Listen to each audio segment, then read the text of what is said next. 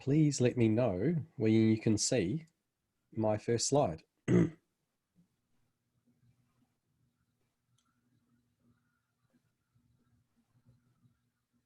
Is that appearing? Oh, I need to click the share button. That was my fault. Yeah. Sorry, I selected my screen, but I didn't click the share button. So hopefully you can see that now. Yeah, well, I can see the screen right now. Wonderful. All right. So as Suresh mentioned, my name is Phil Seamark. I work for Microsoft on the Power BI team, or more specifically, I work on a team called the CAT team.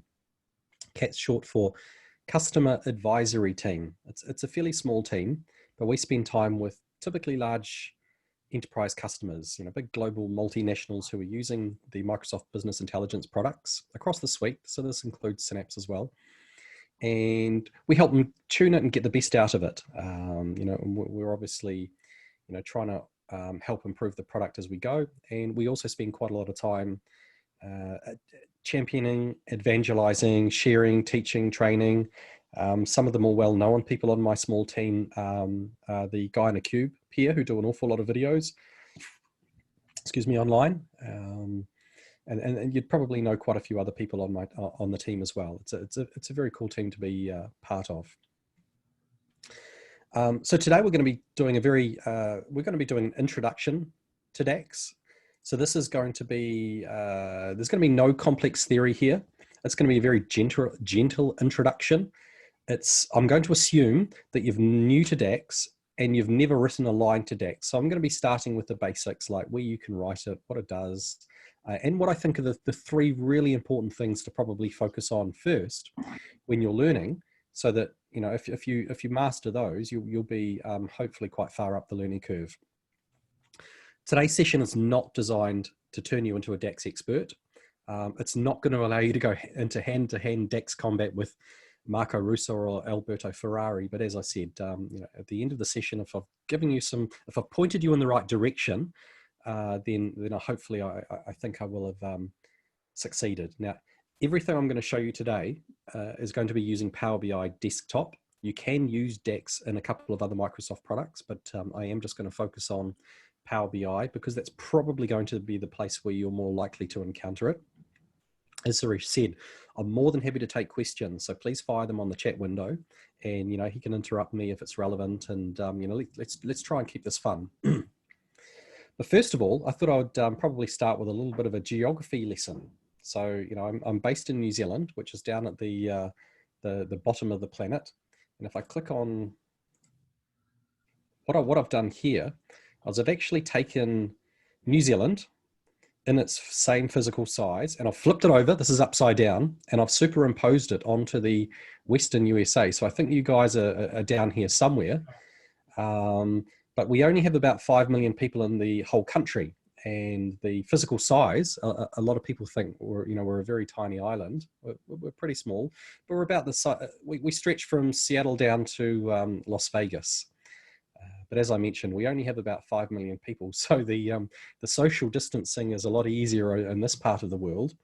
And if I drag over a map to give you an idea of how to find New Zealand. So we're going to start here in Los Angeles. If we zoom out and we spin down to all the way down here, there I am down in the bottom of the world, not too far from Antarctica. And I happen to live in Wellington, which is right in the center of New Zealand. If I was to catch a flight from our main center, Auckland, to Los Angeles, it takes about 12 hours. So it's a fairly decent flight, and there's not a lot in between. We are practically neighbors, but this is a long, long, long way. Our nearest neighbor is Australia, and this is about 2,500 miles. There are pros and cons about being in a long way away from anywhere, especially this year with COVID. And I think our numbers we're doing pretty well simply because we have this great, big, huge moat preventing too much of COVID coming into the country, which is certainly nice for me this year. So that's my geography lesson. I hope you enjoyed that. Please, it would be awesome if you came and visited us one day, and I think you'll really enjoy it, so long as you can put up with the really long flight. So somebody was asking, Ted was asking, How early is it where you live? How early? Okay, so the time right now for me is 20 to 1 in the afternoon, but it's Thursday for me, so I'm in the future. So you guys are yesterday, or I'm in the future. So I believe you are coming up 6 p.m. in your evening on Wednesday. Yeah. So that's the difference in time. So this is actually a really nice time for me. I do have another user group I have to get up for tomorrow morning in Turkey, which means I'm going to be crawling out of bed at 3 a.m. To Wow. do calculation groups. So I'm really enjoying being able to do this in the middle of my day. So so that's the setup. So what are we going to talk about today? Well, clearly we're going to talk about DAX. What we're going to do is spend a little bit of time talking about what is DAX. And please excuse my accent if I am going too quickly, because I can get quite passionate. Let me know and I'll slow down. But when I say DAX, I mean DAX. And the areas that we're going to focus on, there are three in particular. What I want to do is spend some time talking about sorting syntax. Then we're going to look at figuring filters, and we're going to finish up on learning loops. I'm channeling my inner, who's that children's author that tends to use a lot of these things? The name escapes me right now, but I thought it would be fun to have this the letters. So we're going to look at sorting syntax. Yeah. Then we're going to spend time figuring out filters and learning loops. And this is what I mean. If you kind of get the idea about syntax, filters, and loops, then you should hopefully be, in the right direction and starting up the learning curve, because it can be a bit of a steep learning curve. I certainly found that, and I find other people find that too. But let me try and help you here today. And then we'll spend some time at the end. We'll allow some time for the summary and questions. So that's the agenda for today. So what actually is DAX? DAX is short for Data Analytics Expressions. It was created around 2009 by Microsoft. It is a Microsoft language. You will only find it in Microsoft products. And those main products are, it started life in Excel. So there's an add-in for Excel called Power Pivot that initially you needed to download and install to add in. Now I think in modern versions of Excel, you have to go and say, I want to enable it. It's a very, very powerful database engine that sits in the back there. A lot of people don't even appreciate it's there, and it's quite neat. You can write DAX in Power BI desktop that can go into reports that are published to Power BI web service. But also there's a special flavor of database called SQL Server Analysis Services. So if I mention the word analysis services, what I'm really talking about is the database that sits inside Power BI desktop. And DAX is the query language which has been written to be able to issue queries against the special analysis services database and get result sets. Now, something special about analysis services databases is that they're read-only. There's no concept of an insert or an update or a delete. I mean, you load data into the database, but once you finish loading that data in once a day or once a week or whatever, the data is frozen. It's read-only. So DAX is all about querying, writing expressions that mean you get a result set. And those result sets will be in a tabular-like format. So they will be two-dimensional sets of data that have rows and columns. So if you've ever done some written SQL against the wide variety of SQL databases, it's similar in that it's a query language, although the syntax is quite different. And we're going to look at that. Now, one of the things about the read-only nature of the SSAS database or the AES database is it's been built from the ground up to be highly optimized for calculations that you would use in business intelligence, reporting and analytic workloads and scenarios. So collecting a whole bunch of business data and performing calculations like I want to know the sum of my sales or my count of my transactions, or many, many more advanced KPI type logics. And then on top of that, inevitably you want to understand how does this month compare with last month or a similar period previous year.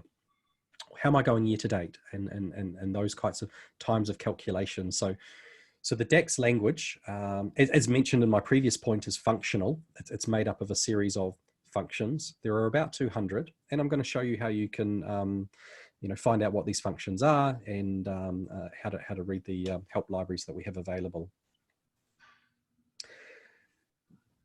One of the things that's you may notice about DAX as well is that it's designed to feel familiar to people who use Excel a lot. Now, there was a previous version of SSAS called multidimensional that had a different language called MDX, which had a very different feel and style to it. And that's been around for about 20 years. And around 2009, when the in-memory or the tabular version of this database was created and DAX came about, the people involved, not me, clearly made the decision that they wanted to make it more accessible and familiar to people who, business analysts who spend a lot of time in Excel. So if you're used to writing some functions in Excel, switching to DAX should feel quite familiar. And that's deliberate. And as I said, it's a functional language. My note here is a little old. We did add about 50 functions in the last 4 or 5 months, a whole swag of financial type functions. So this number is now more around 200. And it is constantly evolving and improving. Not only are we adding new functions that people are asking for either through ideas.powerbi.com or through just conversations with our big customers. We add new functions, but we also optimize existing ones. So, if you're used to using a function that perhaps might have been slow for you in the past, you might go back and revisit that now and find that it performs a lot better because we've fixed the internals and it's running a lot better now. So, any questions there? You guys are good? Any questions? I mean, you can also unmute and ask your question if you prefer. Yeah, cool. So a little bit more about what is DAX. Where can I use DAX? As I mentioned, you can write DAX in Power BI Desktop. That's probably the most common place you're likely to use DAX. You can use it in Microsoft Excel in an add-in called Power Pivot. And then finally, you can build analysis services databases using SQL Server Analysis Services or publish to Azure Analysis Services. But today we're going to focus simply on Power BI Desktop. It's the same engine or similar engine, and the DAX is very similar. And I've actually got these mentioned here. And DAX allows you to query the database, or what's sometimes described as the data model. And what is a data model? Well, a data model is a collection of data that's organized typically into two-dimensional tables. Tables can have relationships between each other, which can perform propagate filtering. And then finally, the data model is made up of DAX calculations. And that's what we're going to have a look at today. There are 3 types of calculations, DAX calculations, that you can write. These are, you can create a measure in your data model. You can create calculated columns on existing tables, and you can actually create tables outright using DAX as well that all exist in your model.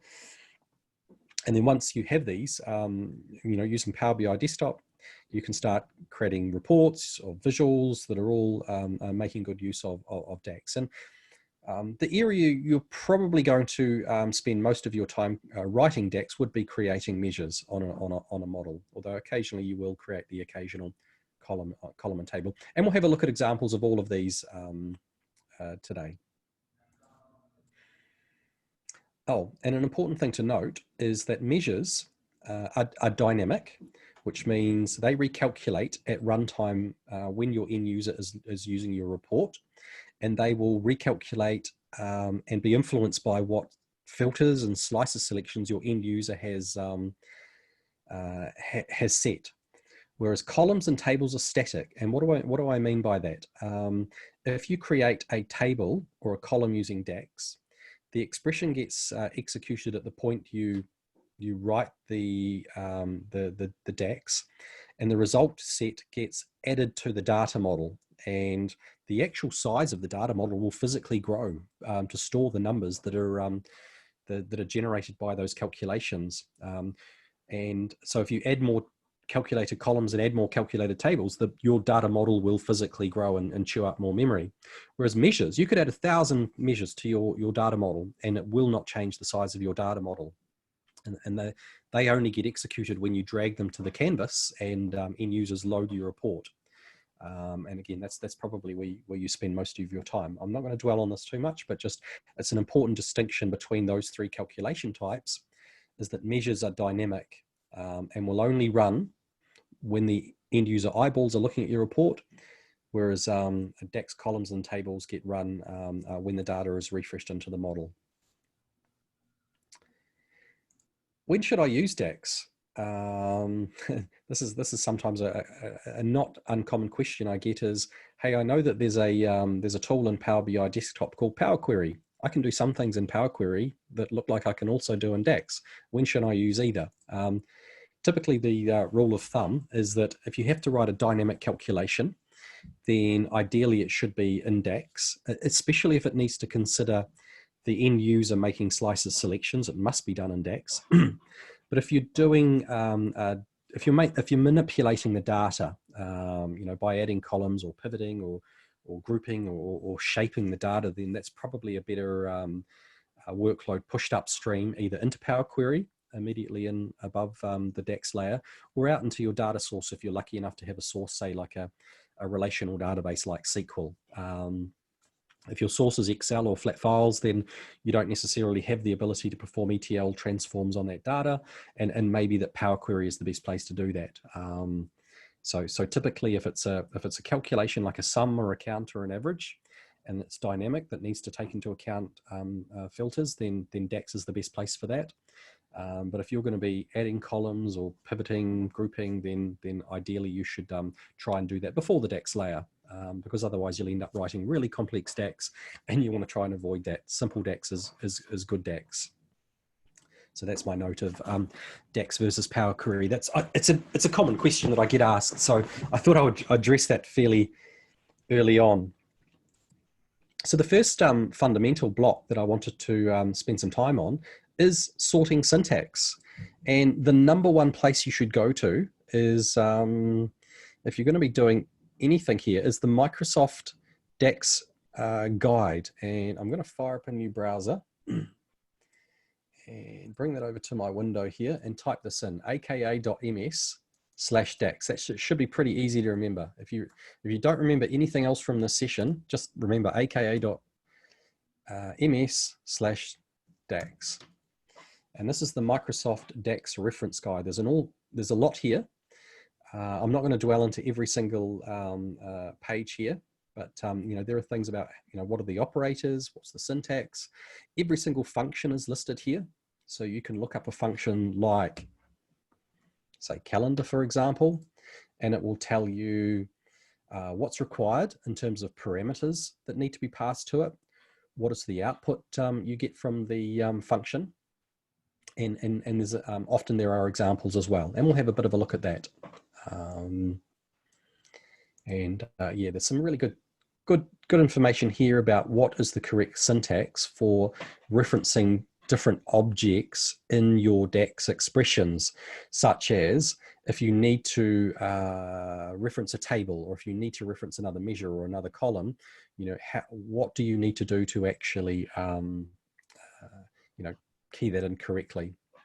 But typically all DAX calculations follow the same pattern, where it's just the name of the calculation type and then the expression after an equal sign. Another really good website that you can go to learn about the functions and the syntax is DAX.guide. Now, this is created by a team called SQL BI. If I go here, DAX.guide, and these links will also be in the in the meeting. When we go to DAX Guide, it has a very similar approach where you can look up a function, and if we find calendar, it should be here, and it describes, whether you need brackets and what parameters it needs, what type of parameter it requires, what it returns. And what I actually like about this particular site over the Microsoft is quite often the examples are a lot richer, and there are often related articles. So you can link off to a blog post which has generally got a lot of deep information explaining some of the more advanced functions, which is really nice. As I mentioned, DAX is a functional language, and functions can take parameters. So let's have a look at some of these for real. So what I'm going to do is I'm going to jump back to Power BI Desktop, and I have a model here, a fairly simple model that has 5 tables. There's a sales table with some transactional data that can be sliced and diced a number of different ways. We can slice it by time, geography, or by product. These are, especially in retail, the 3 most common ways that you might like to slice and dice. So what we're going to do is we're going to create our first DAX calculation. So I'm going to go back to the canvas, and on the modeling tab, hopefully you can see this okay. I can say whether I want to create a new table or a new column or a new measure. These are the 3 calculation types that we talked about. Now I can, or when I click on new table, what will happen here is I'll get an address bar at the top. This is similar to what you might be used to in Excel. And because I said I wanted to create a new table, I can call the table whatever I like. So my new table as the calculation name, then an equals, then everything after the equals is where I can now start writing my DAX. And let's say I want to make a copy of my date table. I can just type the word date, and you'll notice that the IntelliSense comes up, which really helps me. And the icon next to the word date is of a table. So if I click on that and go OK, once this completes, over here in the field list, I have a new table called my new table. And if I look at the data view, my new table is an exact clone of my date table, but it's now physically a different table in the model that I can create relationships and perform different calculations on. It's as easy as that. But we haven't used any functions here. There are scenarios where we need to create a new table. Sometimes in time intelligence scenarios, you might want to create multiple versions of your date table. So you might have a date table which allows you to filter on when items were ordered. Another date table might allow you to filter separately on when items were shipped or invoiced, and you can have those relationships to solve some use cases. Sometimes you want to make a summarized version of a table or a filtered version of a table, but probably more likely, if you're going to be creating a DAX calculated table, you're going to use a function. Now, the function I'm going to focus on is first is the one I looked at before, calendar. And this calendar table returns a table with 1 column of every date between start date and end date. In the calendar table, I'm going to use a parenthesis, requires 2 parameters, start date and end date. And start date needs to be, if I jump over to my, my DAX reference guide, I'll just jump to calendar, just so we can see how we read this. The first parameter needs to be a start date. It can be any DAX expression that returns a date time value. Now what I'm going to do is I know ahead of time that there is a function called date that happens to return a date time format. And this date function takes 3 parameters, a year, which needs to be a number, a month, which needs to be a number, and a day that needs to be a number. So, okay, I'm going to jump back to my Power BI report here now, and I'm going to say date, and the 3 parameters are 2020, 1, 1. So that represents the 1st of January, 2020. And finally, I have I'm going to call another function called today. Now, today does not require any parameters. Now, what's happening here is I'm actually nesting functions. So the output of this function is a date that happens to take the position of the first parameter.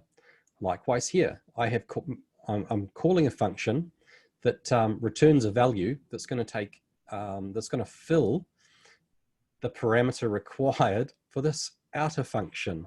So I'm just demonstrating in a really simple way that you can nest functions, and this is pretty common for you to have functions inside functions inside functions. And the other thing I'm going to do is format this. So, and this is not so easy to do in Excel, but I'm going to use Control Enter to make this expression much more readable. And when I click OK, this DAX expression is going to create a calculated table, which will create a new table in my model with values, one row between the 1st of January 2020 and today. And if I click OK, we can test this theory. Jump back over to my data view and have not the date table, but have a look at my new date table. And sure enough, there's a, I've done something crazy here. I don't know why it's showing 2012. I need to go OK.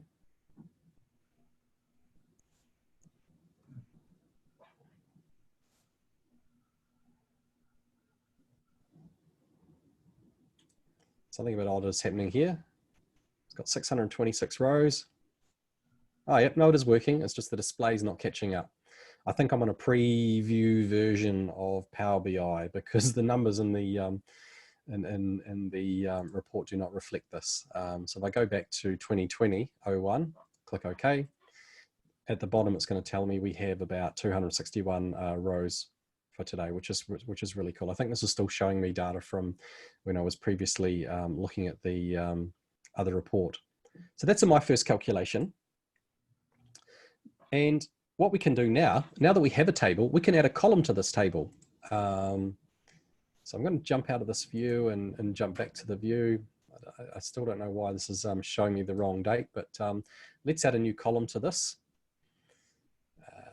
If we go to the toolbar and say, I want to add a column to my table, the pattern of the DAX expression is the same, where we have the name of the DAX expression.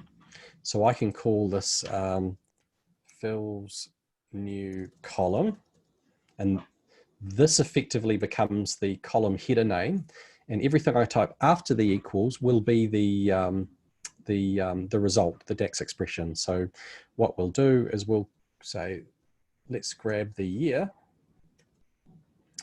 of the date column. Cool.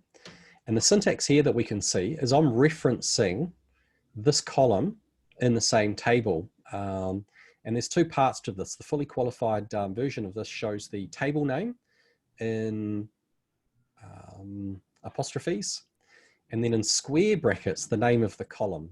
And when I go OK, this should hopefully give us a value here.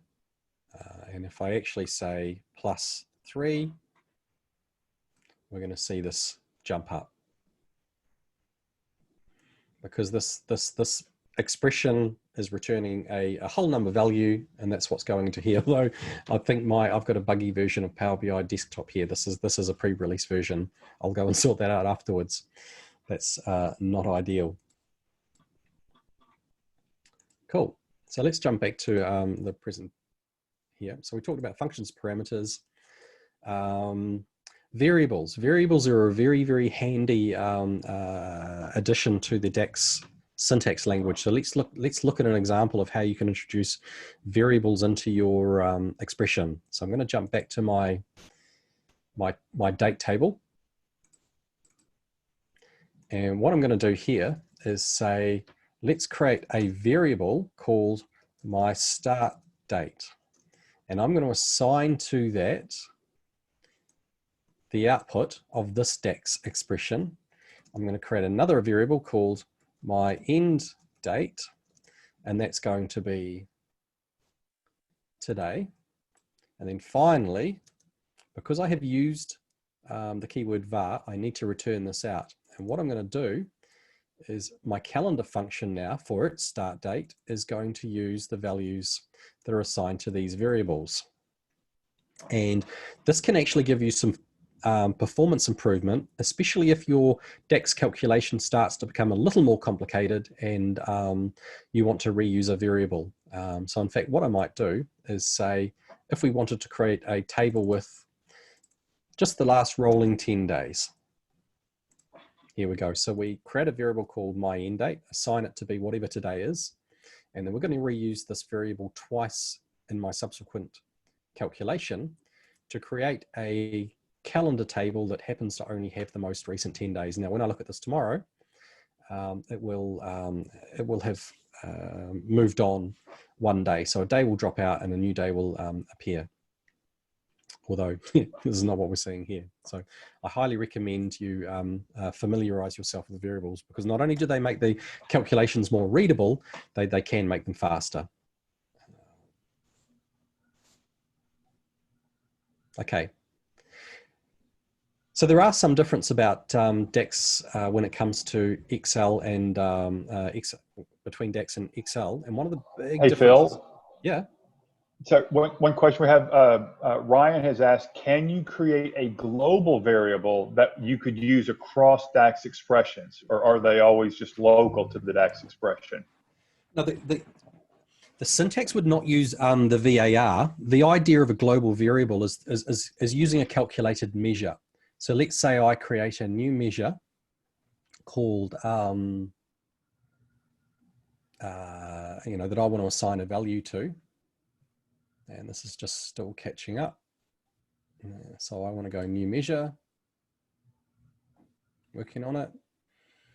And I could say my new measure is, so measure 99 equals date, and we'll specify that this date is 2020-10-01. So that's my measure 99. And imagine that this is global. So if I now go back to my calculated table logic, what I could say is, let's just reference the measure 99. Is this going to let me work? Did I not save that last one? But in this case, that would work, although we're not seeing the right details here. So you could use use measures as a form of global type variable. So that's a good question.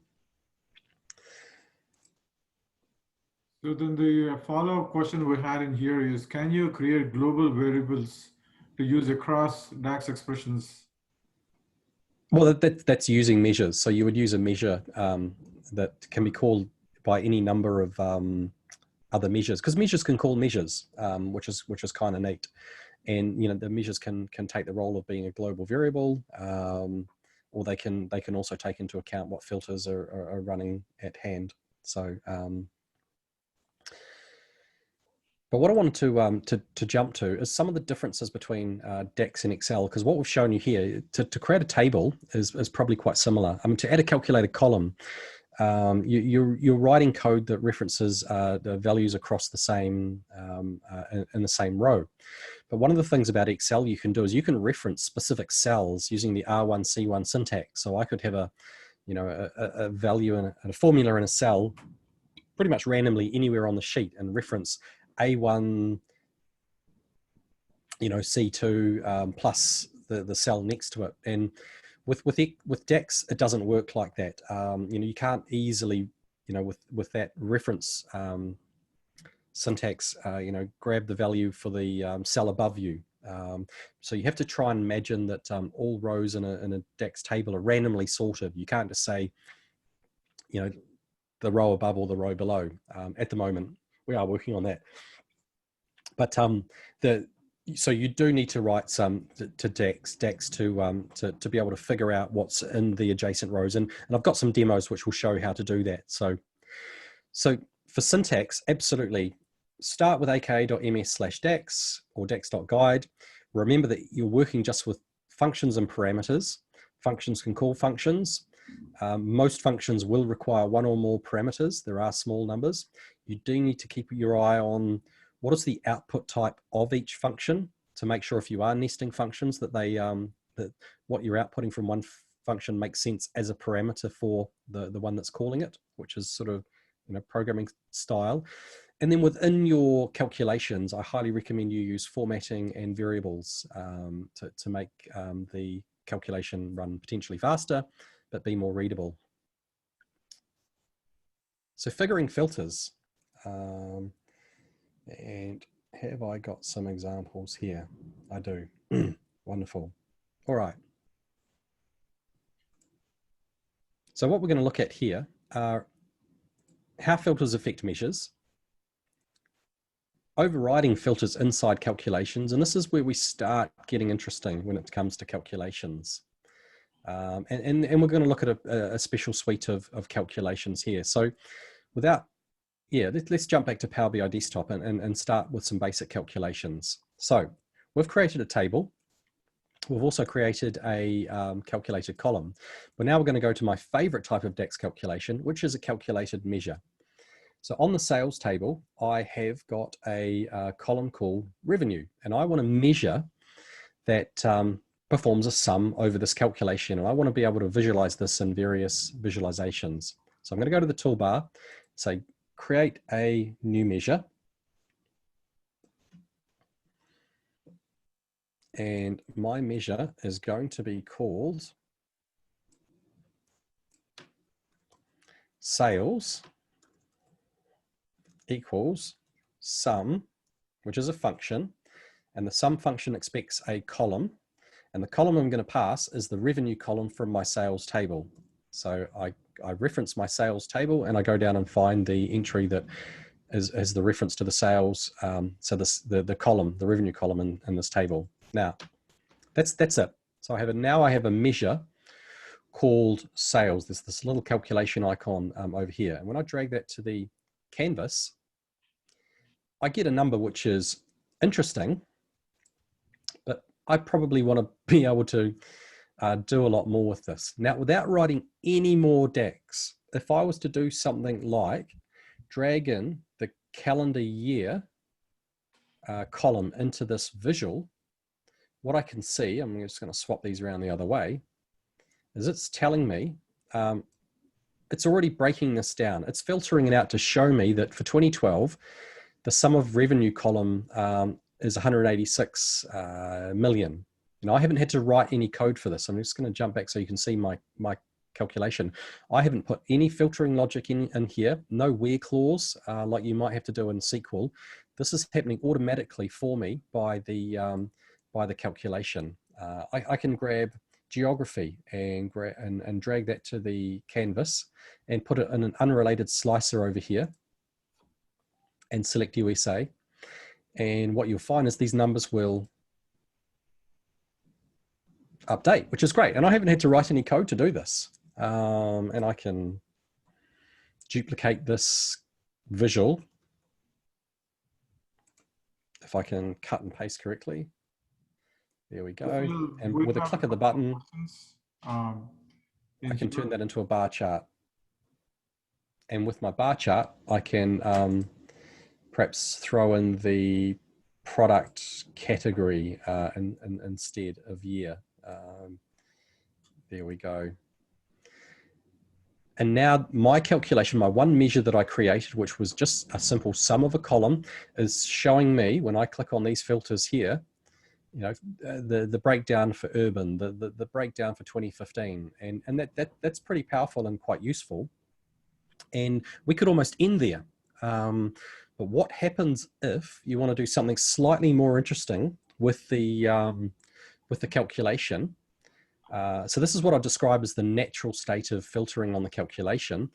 Sometimes what we need to do is add some logic to be able to override that natural layer of filtering that's coming from the slices, or that's coming from the axis, or that's coming from the row header. And I'm going to do a little bit of an exercise just to show you how we can do that. So the exercise for demo number 1 is to create a period comparison.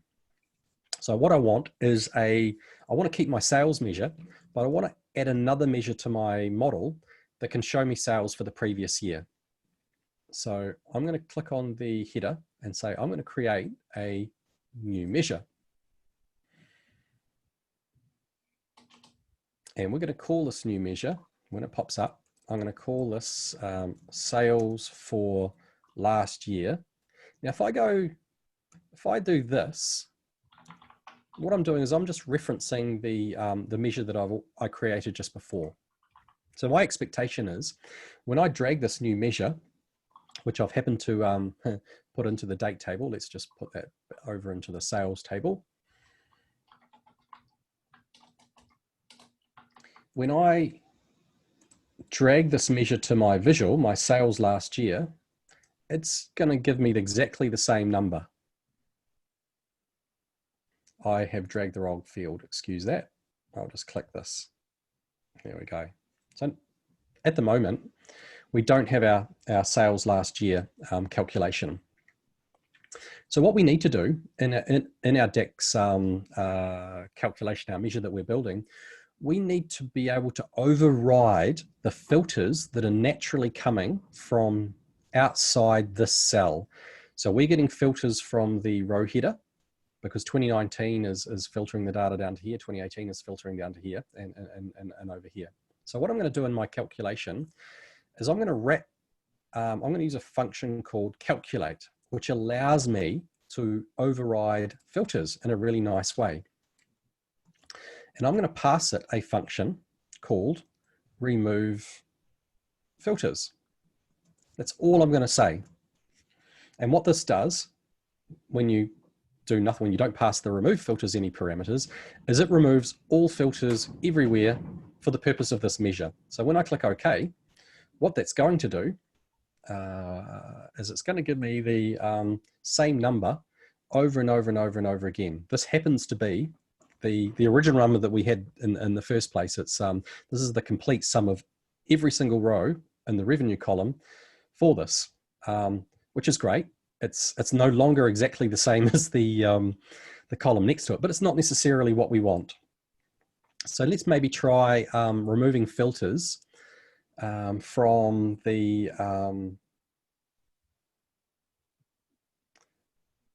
just from the date table.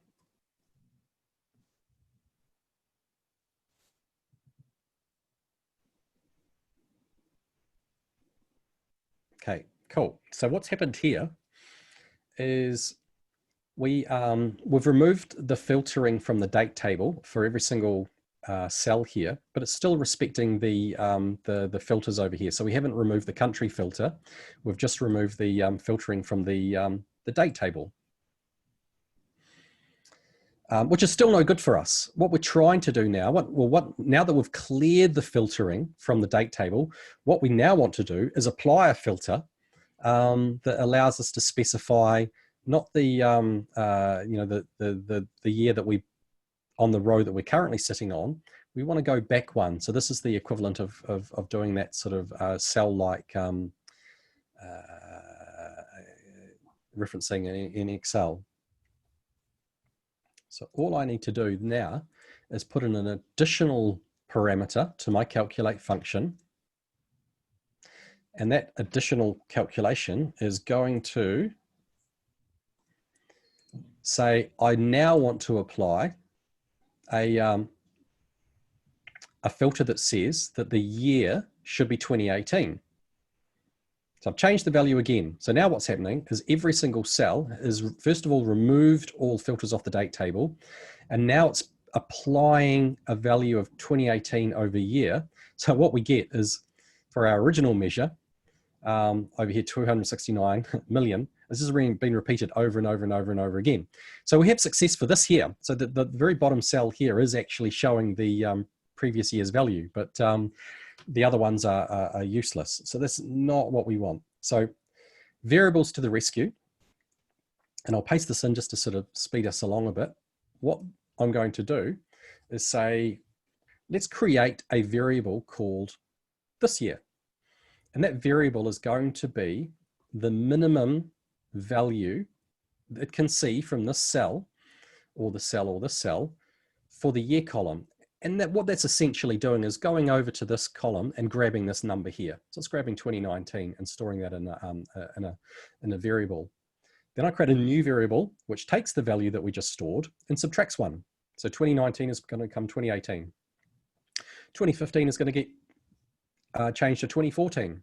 So now we can put this value back into our calculation where I previously hard-coded 2018, and that's going to allow us to do this dynamic shifting back. So we go okay, and we should finally be in a position where the calculation in this column is always going to be offset by 1 year. So the exercise that we've just walked through is showing how we can reference another measure, how we can remove any filtering that's coming selectively off particular tables, but not others, and then how we can apply a filter to get a value. And initially we hard-coded a value, and then we created one dynamically. Now, I wouldn't necessarily normally write this measure in this exact way. I'm going to create a third calculation showing how you can take advantage of one of the built-in time intelligence functions to do this in a much simpler way.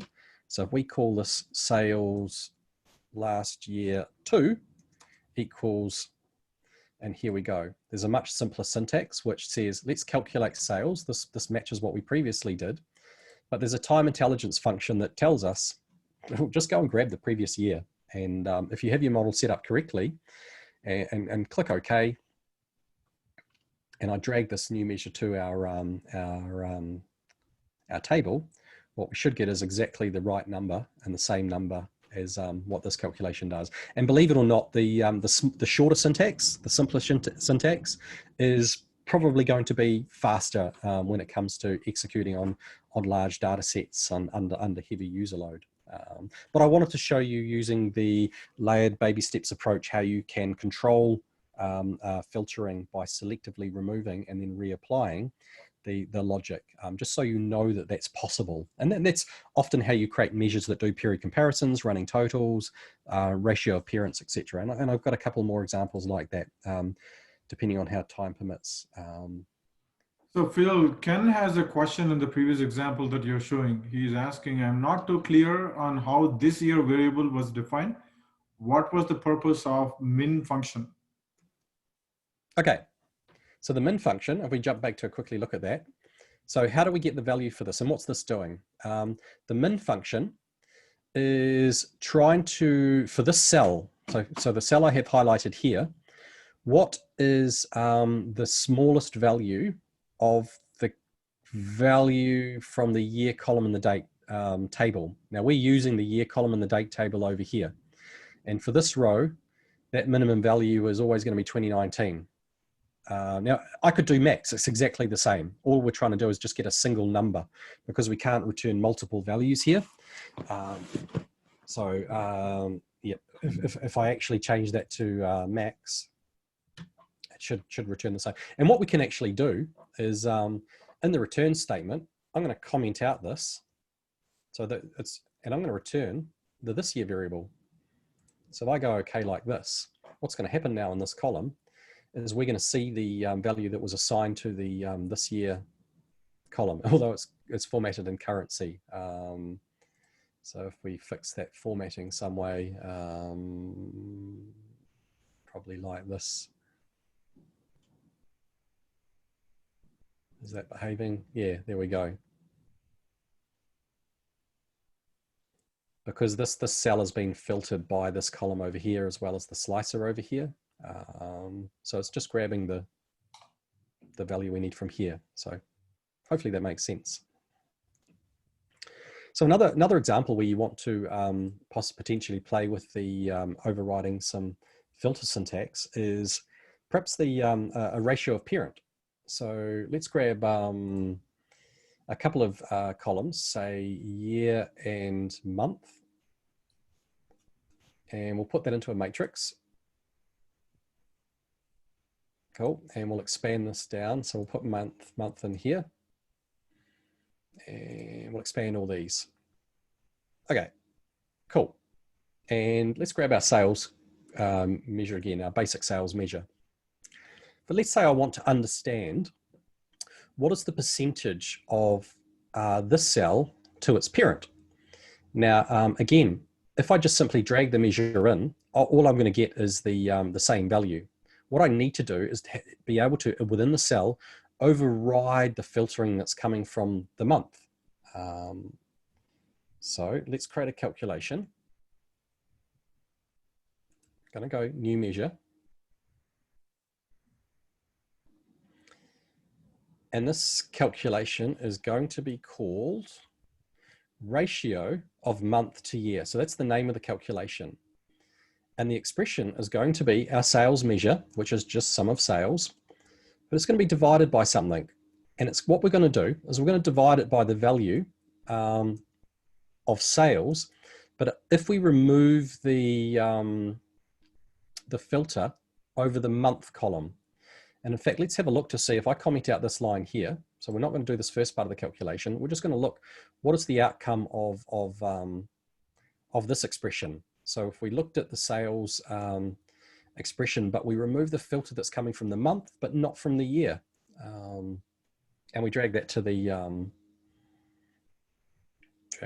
the visual and drag ratio of month in. Cool. So this is kind of behaving and doing what we want to do. So you'll notice that the year of 2012 is about 186 million, and that's broken up by 18 plus 12 plus 16, etc. But what I want to be able to do in these cells is I want to be able to access this number, which I can get, I know, without having to do much, but I also want to access the parent number. So the way you access the parent number is by saying, give me the sum of sales, but remove the filter that's coming from here, that's on January. And that filter is the month column from the day table, which is why removing the filters from the month column from the date table gives us our parent figure, which allows us to complete the calculation by saying, take the sales value, which is this number here, and divide it by the parent value. And when I go okay, we should get a nice ratio. So we can see that, and if I format this as a percent, we can see that April 2012 was about 9.75% of its parent. And then August was 6.93. Now, going off a little bit of a tangent here, the eagle-eyed among you might say, hey, that month sorting is really useless. It's alphabetic. Because that's the natural way text columns default.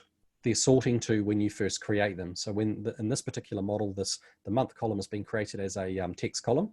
And when you drag a text column onto a visual, it wants to sort it alphabetically normally.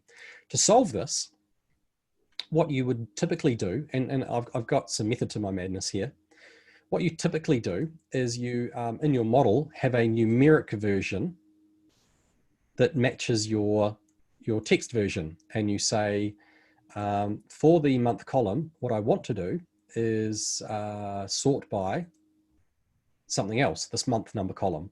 Okay, and that now means that if I go back to my visual, January should be sorted as number 1, February should be sorted as number 2, which is great. My sorting has come right, but my ratio number's broken. What's going on here? This is not good. All I did was sort month, which is a really common task that we might want to do. Now, the reason why this is a problem is because in my ratio, what I did was I removed the filters from the month column from date. So that's okay. But now month is being sorted by another column, which is applying some filtering over this. So what I need to do to solve this is say, let's also now remove the filters off this month number column. And if we click OK here, then what we should have done is corrected. We're back to normal. So that's just a little bit of a trap, particularly when you're working with months and sort by columns, that when you're removing filters, that it's a little bit of a hidden thing to look out for. And I'm going to share this finished report to and how are we going for time? Have I got time for another just quick one, a running total? Yep, we still have plenty. Cool, I'll do it fairly quickly. So if I grab running total, let's just copy this visual over here. and I'll delete out my sales L year. I'll actually fix L year to because at the moment that's returning the result from our question. Cool, so that's working again now. So let's say I want to do a running total over my years. So starting with 186 million and then finishing up at 216 billion. Sorry, 2.6 billion. Lastly, I'm going to create a new measure.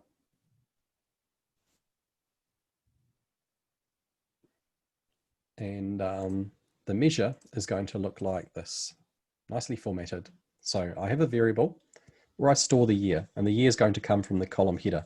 So for this bottom cell here, the year is going to be 2019, or the cell that'll appear over here when I drag the measure to the visual. So we go and get the current year. We calculate sales. We remove the filter from year. So we get the complete total, but then we reapply a filter, but we're not using the equal operator like we did before. We're using a less than or equal to operator that's going to slowly accumulate cell by cell. So let's have a look to see what this looks like when we drag it into the model. So I just have to click OK, and sales RT for running total.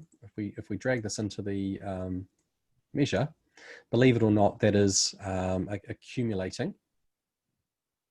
And we'll just come back to the measure to have one last look at that. So first of all, for each cell, and let's imagine we're looking at the cell that I have highlighted here. For that particular cell, it wants to go and figure out what is the minimum year relevant for that cell. And the minimum year for this cell happens to be 2016. So 2016 gets stored into this variable as a number, 2016.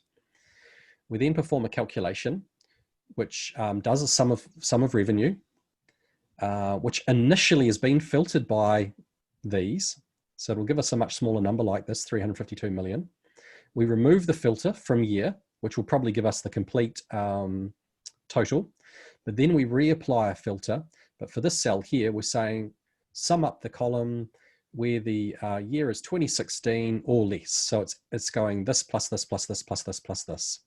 Whereas in this cell over here, it's the accumulation of this plus this plus this all the way up to this here. So I'll save this as a for you to have a bit of a play with once you you know, if you want to download and have a bit of a look at that. So that's kind of an introduction around filters. So you can override filters, and I think this is a really powerful concept in DAX. And once you master the idea that you can clear out filters and reapply them, this is the DAX equivalent of how you can reference values in other cells that's different from the way that you might do it in Excel. So if you can kind of, at a high level, go, you know, okay, you know, I can't just simply go, you know, the row above me plus the row above that. You know, what you're actually doing is using the calculate function and then using these remove filter type functions, and then reapplying your own filters to specify exactly what the value is that you're looking for. Because quite often it's not a specific value; it's an aggregate, like a sum of a group of values or a max of a group of values. And always take care to clear the correct filter. This is probably where most people tie themselves up in knots when they're starting to play around with DAX. So the last area I want to have a bit of a look at is learning loops. So there's a suite of functions within DAX called the iterator functions. So these functions actually perform loops. If you've done programming in any other language, it's the equivalent of a for each or a do while, or if you've done SQL, the cursor. And these functions can be identified because they have an X on the end of the name. And let's go and have a look at some in the DAX reference guide. So we have a sum function, which we've already used, but we also have a sum X function. We have a max function. Whoops. We have a max function, but we also have a max X function. We have a rank function. Oh, we don't have a rank function, but we have a rank X function. So these are iterators. And let's have a look to see what is the difference between a sum function and a sum X function. Now, every single iterator has the same initial parameter signature. And what I mean by that is that when we look at sum X, the first parameter that you pass to it needs to be a table. So you either have a function that creates a table or you call another table. And the important thing about this table is if the table has 7 rows in it, the function will iterate or loop 7 times. If your table has 100 rows in it, your sum function will perform 100 iterations. And for each of those iterations, it will evaluate the expression here. So, loop number 1, it'll compute some expression. And whatever the outcome of that is, if it happens to be the value of 2, it'll park that. Then in loop number 2, the same expression is evaluated, and it might resolve to a number 7. And what did I say previously? 2. So what it'll do is it'll add 2 plus 7, and it will continue. And this can be really useful when you want to do something a little more complicated than just simply summing up the value in a column. And I'll give you a really good example that I think highlights this quite nicely. So what I'm going to do is I'm going to paste a table into my data model, a simple table with only 4 rows. So I'm going to enter data here. And when this pops up, I'm going to just paste this data in. So my table is going to have 4 rows. It's going to have a product column, and I've only got 3 columns here. There's going to be a price column. So these are effectively like transactions. And we're going to call this table, we'll leave it table. And I want to do some analytics to try and understand, based on the information on this table, what did I sell? And as a reference, what I'll do is I'll create a new page. I really need to speed up my PC. This might be better. Cool.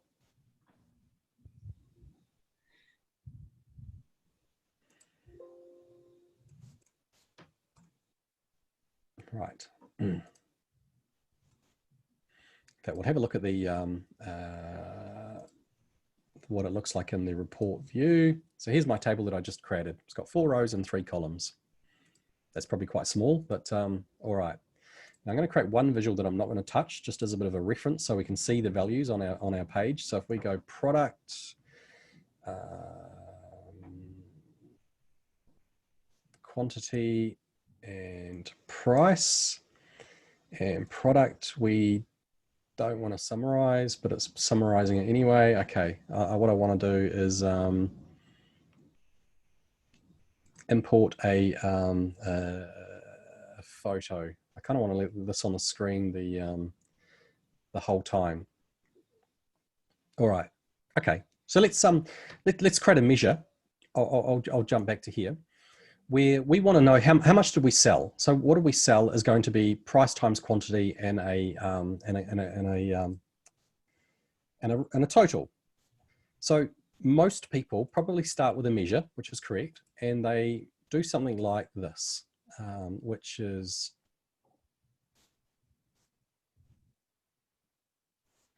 sales 1 is going to be equal to the sum of the price column multiplied by the sum of the quantity column. Kind of makes sense. All the data's there. This should really work out. And let's drag it to the table and see what happens.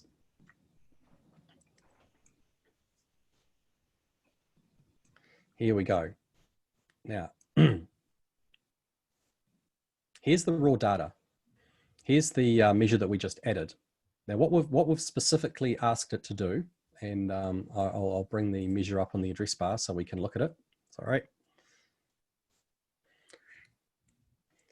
What's happening here is in the cell on the row that belongs to product A, we've got the value of 24, which just happens to be 6 times 4 equals 24.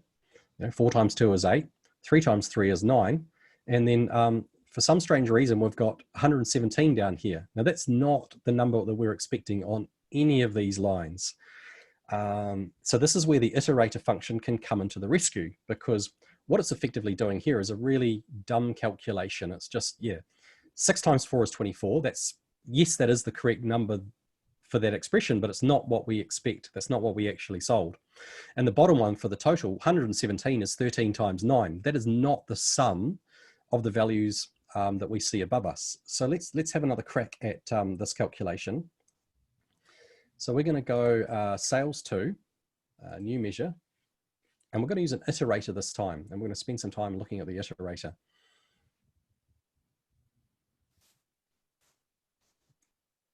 And remember, I said the signature is the first parameter of an iterator needs to be a table. And in my table, in my function, I'm passing it a table which is all the distinct values from the product column. This is just going to give me a table with 3 rows. That's just A, B, C. So that's great. This is going to iterate 3 times. And then it's going to perform my calculation, which I just created, that I just showed to you, the one that's here. But it's going to do it individually at the row line. And let's click OK and drag that to the drag that to the visual, and see if this is any better. And I think we'll get closer, but we've probably got some work to do.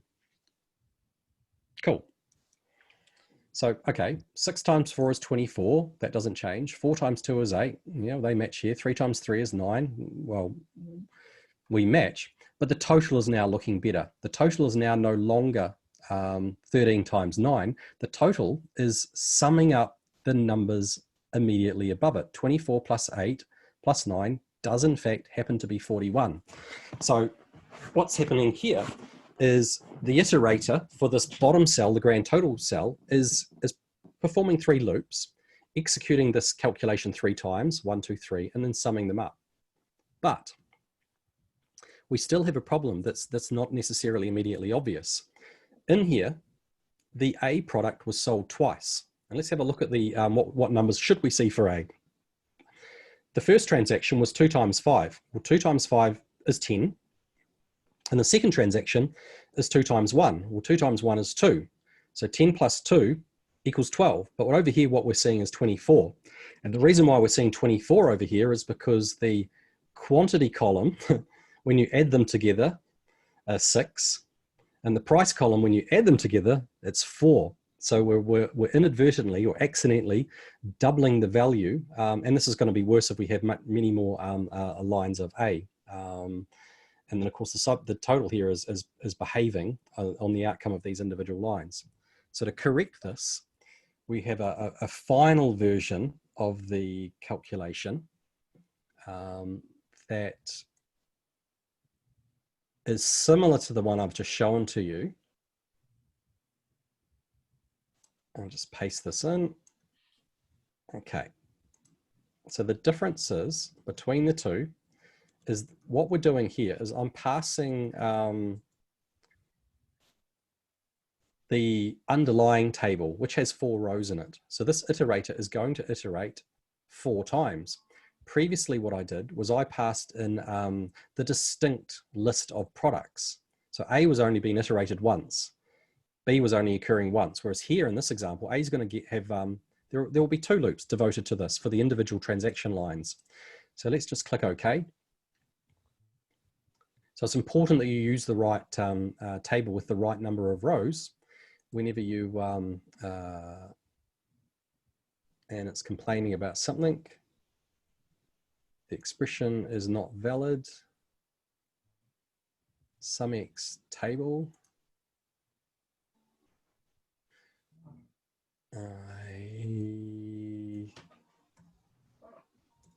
Table. Okay. Oops. I need a comma.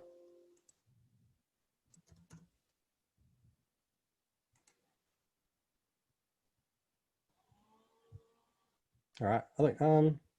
Oh, I've done some. What I did here was I clicked on the this is going to be a new table. My fault here. What I need to do is create this as a measure. The error was saying, hey, that DAX that you're creating doesn't make sense for a table. So let's try this instead. That makes sense. And now when we drag the sales 3 measure to the column and compare with our photo with the original data, it's not case sensitive, is it?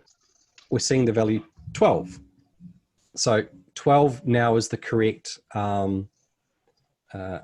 here. And a really good tool that you can use when you're using iterator functions is there's a string-based iterator function called concatenate-ex. So what I can do here, this is the last thing I'm going to show you. I'm going to show you a sales 3 debug. So I'm going to create a new measure that's exactly the same, but I'm going to swap in, instead of using sum X, what I'm going to do is use concatenate X, which builds a string, builds a piece of text. So we're going to concatenate X, and we're going to call it sales 3 debug.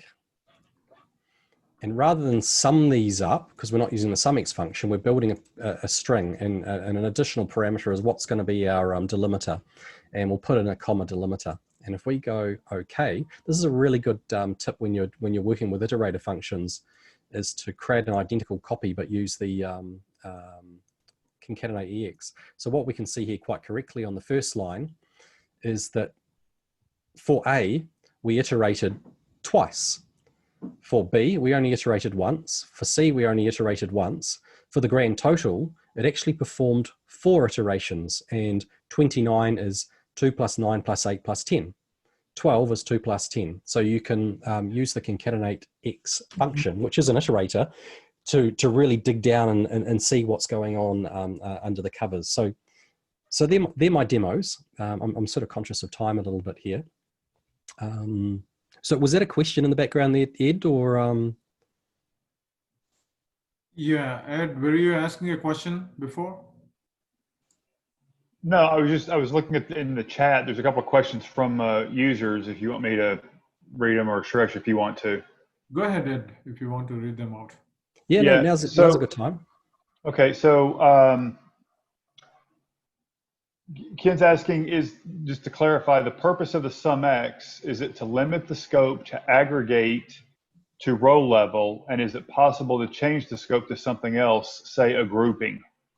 So the purpose of sumX is to force calculations to be broken down into smaller chunks, and into loops. So if you have, as I said, if you have 4 rows in your table and you want to complete 4 calculations and then sum up the results of each of those 4 calculations, that's when you would use sumX as opposed to sum. So it's all about, it's just looping. That's all. It's in other environments, it's the equivalent of doing for each or do while or a cursor or something. So it allows you that flexibility to put in some smarter logic for each of those loops, because you can put some really complicated logic in and go a bit crazy. That's a little bit out of scope of the intro.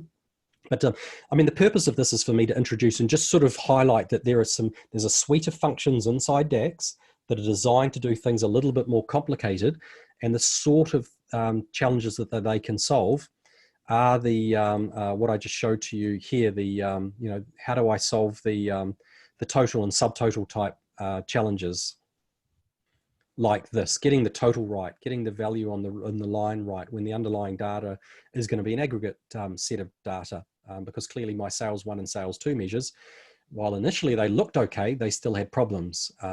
So I had to use an iterator function to resolve that. And I can combine iterator functions with filter manipulation functions, and getting the right syntax, hopefully between those 3 things that we've covered on,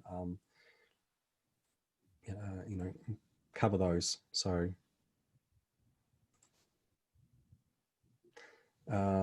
now, if you actually put all these things together and map, I have a DAX expression here, which is just a simple combination of throwing all this together. I hope you're all taking all this in. I'm going to go through this line by line. No, I'm not, just kidding. But what this DAX does is just mix all of the things that we just talked about. It's a slightly more complicated version, but what it does allow us to do is have take a CSV file and convert it into a 3D map. So if I click on the start button, control click.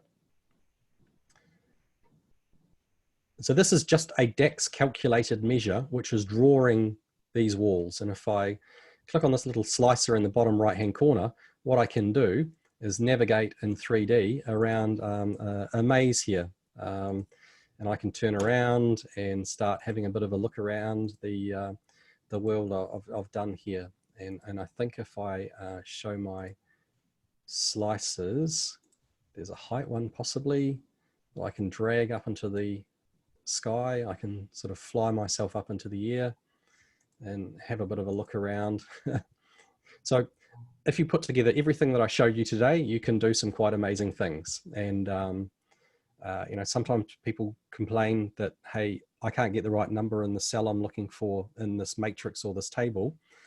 It's not DAX. If we can do wonderful things like this in just a matter of about 50 lines, then, you know, once you spend a little time with it, you can do some pretty cool things too. To yeah, reiterate, I really recommend remembering aka.ms DAX, go to that. We have just released a whole bunch of free learning paths in the Microsoft Learn platform. So this is quite fresh. So if you go to aka.ms/learndax, this is about a 2-hour course set up with modules, videos, instructions, labs. You can download some PBIX files and walk through some exercises that are a little bit more detailed than this.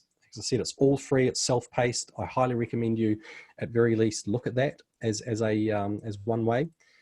Finally, I also recommend community.powerbi.com. There are some fantastic forums. This is where I learned a lot of my DAX by getting involved, looking at questions, reading the answers to other people's questions, getting brave enough to actually try and answer some questions, and then slowly, you know, learning and getting better. And finally, my blog site, dax.tips, is where I have an awful lot of content for probably a bit more advanced stuff, but I just want to give my blog site a little bit of a plug.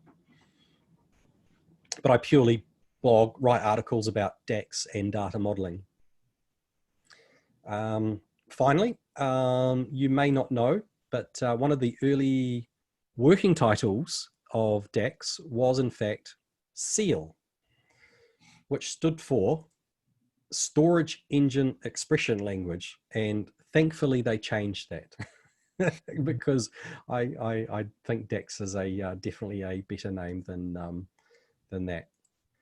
So lastly, if you want to take a snapshot or, you know, this deck will definitely be available, you're very welcome to reach out to me on LinkedIn or Twitter or on dax.tips. As a hobby, I do like to relax and solve interesting puzzles and problems. And I do get people say, hey, I'm really stuck with this tricky thing. I can't guarantee I'll respond super quickly, but you know, if I've got some spare time on a weekend, I do often like to sit down and look at a new and interesting challenge or problem. And you know, I'm more than happy to help you. That's you know, free of charge. This is not me trying to generate business or anything. So you know, you were very, very welcome to reach out and you know, fire questions or interesting things you want to know or hear about. So that's probably enough for me for talking. So Suresh and Ed, do you want to have a look at the questions or open the floor up? I think how's our time looking? Questions here. This is from Tracy. She was saying I had a situation with the calculated measure not totaling correctly and had to change to calculated column instead. Tracy, feel free to unmute and elaborate on this if you're around. Yes. So Phil, how you show earlier that when you did the calculated measure, the total didn't total correctly. Correct. That yep. Yeah, that's what I ran into. And what happened was I just kind of played around and I changed it to calculated column and it fixed my problem. But I don't know if that's the best way to do it. And now that you show me that there's a way you can fix it with the calculated measures. Yeah, I mean, quite often it is the iterative functions that come to the rescue on those funny looking totals. So I suspect if you were to share the hands-on example, then we could probably solve it without a calculated column. Hey, look, if you're getting the accurate results and it's performing okay, then that's fine. You know, it doesn't have to be done in a you know, purely perfect sense. But you know, it could be quite fun to maybe try it out on a one of the iterator functions, you know, just to see, because I think you might get better performance. And when you start dragging filters and other things to make it more complicated, then probably the calculated measure is going to be the better way to solve that. I think so. But well done for solving it anyway. Well done. Thank you for showing that, because it's very helpful. No, it's cool. Well, thank you. Okay, there is another question. And Ryan, feel free to unmute and ask this question. But from what I understand, you're asking, I have a generic PBI question. Currently, when we develop on PBI desktop and publish to the web environment to share visualizations, we have to re-upload the datasets every time we change visualization. So you're asking, can we separate these two things out? Just have the dataset and the visualization, and you're saying I want to only update the visuals and not the dataset, right? Yeah, Okay. that's exactly it. Like I'll create something and then the person I'm making it for says I want this in blue and not green. So sure, but now if I want to re-upload this blue version instead of the green version, it's wanting me to upload the full data set as well to the Right, the whole package. Yeah, and can we like separate those? Yes, it's possible. Yes. So what you can do is you can create a Power BI model where you import the data and you define relationships and create measures, but you don't do any work on the report level canvas at all. And you publish that file, that data set effectively to the model. And then what you can do when that's loaded is in Power BI, when you go, I want to get data, and I'll just stop my presentation and maybe I can fire up a copy of Power BI desktop to show you.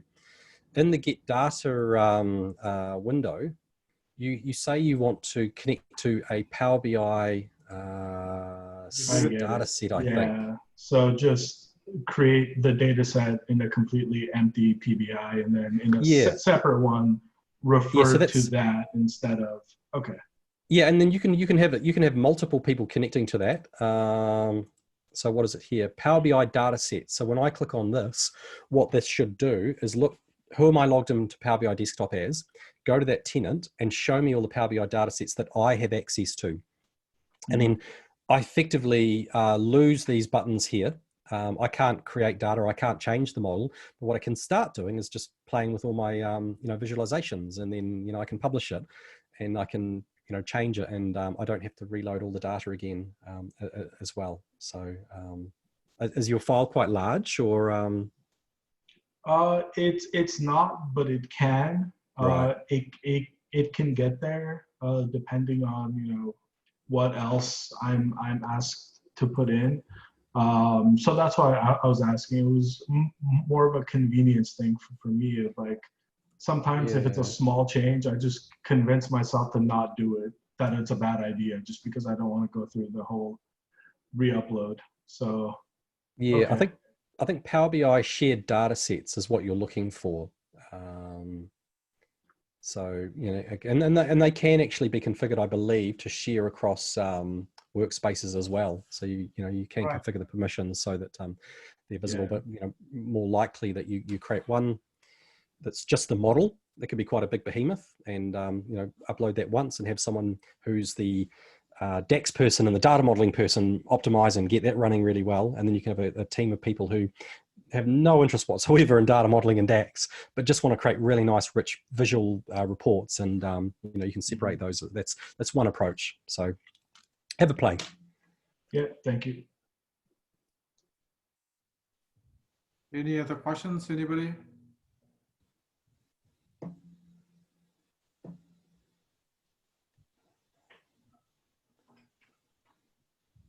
So I just posted the link to the form. If you can take a couple of minutes and provide me feedback on some of the aspects that we talked about the next sessions, that will be greatly appreciated. This will help me, craft which sessions are more important or a priority, and we can take it from there. So please take a couple of minutes and fill it out. And apart from that, I think we're good to go. Phil, thank you very much for your time. Very much. Cool. Thanks for inviting me. Nice to meet you all virtually. Hopefully I'll come over in person next year when we're allowed to travel a little bit more freely. Keep safe. Absolutely. Definitely. Yeah, we'll do advanced DAX or something like that, Phil. Yeah. And let me know how you get on with DAX. It's it's pretty powerful. You can do some amazing things, and you can definitely make your job easier. So absolutely. Thank you again. Thanks everyone. Bye-bye. Thank you. Yeah, great session.